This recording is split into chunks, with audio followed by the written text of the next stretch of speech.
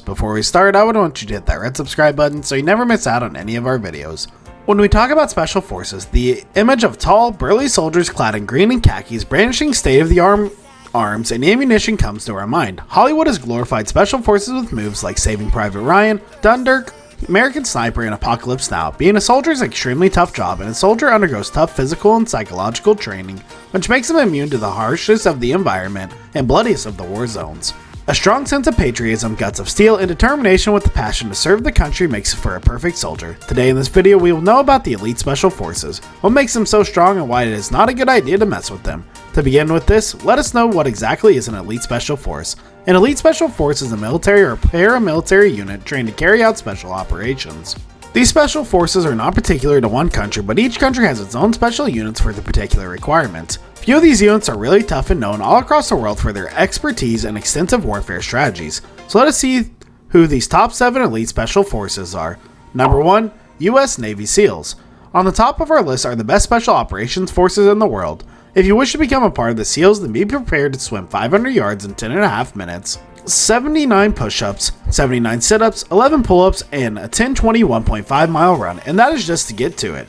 To become a SEAL, one needs to learn basic underwater demolition, parachute jump school, and SEAL qualification training, which is extremely grueling, and the post that a SEAL needs to undergo in another 18 months of pre-deployment training. What makes a SEAL special is the best of their ability to deliver highly specialized, intensely challenging tactical capabilities which compromise direct action warfare, specialized renaissance, counterterrorism, and foreign internal defense. The Navy SEALs were responsible for the elimination of international terrorist Osama bin Laden, which was quite an enduring task. Apart from this, they have made their mark in the Korean War, Vietnam War, Somalia, Operation Iraqi Freedom, Operation Enduring Freedom, and Operation Inherent Resolve. I came into the teams. I'm from the West Indies. I'm from Trinidad and Tobago. And in Trinidad, everyone goes to the beach, but it's not really to go swimming. You go to the beach just to go hang out. Your fear of the water or something like that dissuade you from trying to come to this program. This is an amazing community to be in. I have no regrets about doing what I've done. Number 2, Russian Spetsnaz. Russia's Spetsnaz is a paramilitary force that can be dated back to the earliest 20th century when the Russian Revolution was at its peak. The majority of the members operate like US Army Rangers, but an elite few train like Delta Force. Despite this, there is one major difference: like their US counterparts do not mix and match their weapons. They have liberty to do so and have a traditional background of battlefield renaissance, shattering enemy chains of command and lines of supply, and targeting the enemy's tactical weapons and advantages. Off late, it can be seen that Russia has been modeling its Spetsnaz on the lines of its American counterpart. It seems that Russia is in no mood to play a second fiddle to the US where its special military forces are concerned and want to be on the same level as the US for obvious reasons. Various Russian military branches have special forces units. For example, the Russian National Guard's Rapid Reaction Force. And how are people selected for special forces? And what are the physical requirements for a National Guard serviceman? We have no physical strength standards. Number 3, Spain's Special Naval Warfare Force. Previously, Spain had multiple units of the Spanish Navy. In 2009, a Special Naval Warfare Force was created wherein all these units were merged into one combatantastic entity and named Furiza. The entity comprises a Special Combat Divers Unit, Special Explosive Diffusers Unit, and the Special Operations Unit, which happens to be the main tactical predecessor and was responsible for the maritime counterterrorism, combat diving, air and amphibious intersection, combat search and rescue, and shipboarding. The new elite Furiza unit carries on the legacy. It is interesting to note that they specialize in hostage rescue and pirate confrontation. Let us recall Operation Enduring Freedom in the Indian Ocean in 2002, when the elite force stormed a North Korean vessel transporting Scud missiles to Yemen. Then in 2011, they rescued a French hostage from the Somalian pirates. Number 4, the Sayeret Matkal of Israel. Israel's Sayeret Matkal was formed in 1957, also known as Unit 269. It is a highly secretive special operations brigade that is famous for its deep patrol capabilities in counterterrorism and hostage recovery missions. The brigade relies on secrecy and is always in disguise, attacking in small numbers and fades away even before the enemy realizes what happened.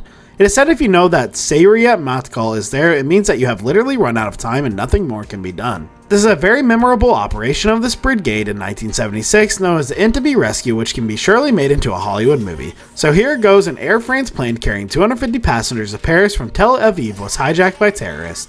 The non-Israel passengers were let off, but 106 hostages remained.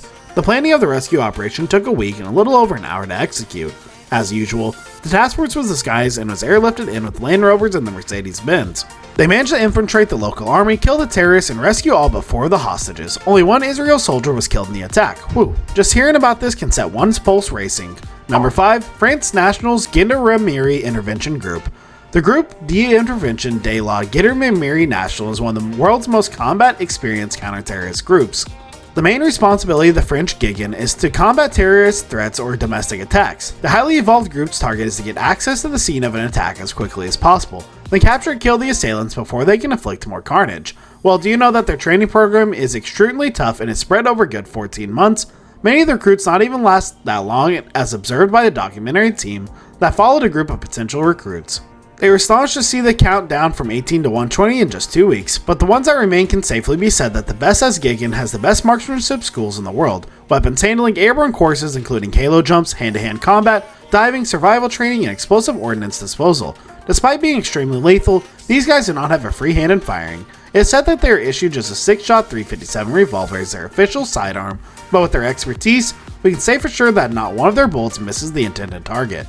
Number 6, Delta Force. This segment would be incomplete if we did not mention the Delta Force, which is the US Army's elite counterterrorism unit, with Army Rangers and Green Berets among its numbers, but it almost has operators from the Navy and Air Force. It is known by many names like Special Forces Operational Detachment Delta, the Combat Applications Group, and now the Army Compartment Elements. Like the elite forces we have seen before, this unit is highly specialized in capturing and eliminating high-value targets, disable terrorist cells, and conduct secret missions in any area of operation. The training method deployed by Delta Force is tactical driving, vehicle takedown, and assault team tactics. This group and its activities are so secretive that this unit is not even acknowledged anywhere, though its activities came to light while executing the Operation Red Dawn, the capture of Saddam Hussein, the biggest enemy of the US. Number 7, the Special Services Group in Pakistan. The SSG was created to combat terrorism, extremism, and separatism. The training requires a 36-mile march drone in 12 hours and a 5-mile run in full kit in 20 minutes. Like GIGN, many recruits drop out even before completing their entire training, which compromises grueling physical conditioning, airborne school, a 25-week commando course, and hand-to-hand combat training. They are mostly involved in counter-terror missions and are active along the India-Pakistan border to the ongoing conflict in Afghanistan to Operation Zarb-e-Azb, a joint military offensive targeting terrorist organization. In this video, we have shared the operations made public by the countries and their respective elite forces. There are lots and lots of missions apart from these that are classified and not known to the general public for definite reasons. So do you think you have what it takes to be part of an elite special force? Not a lot of us are for sure. That's all for today. I hope you liked the video. If you did, make sure to hit that like button and subscribe to the channel so you never miss any amazing video from us.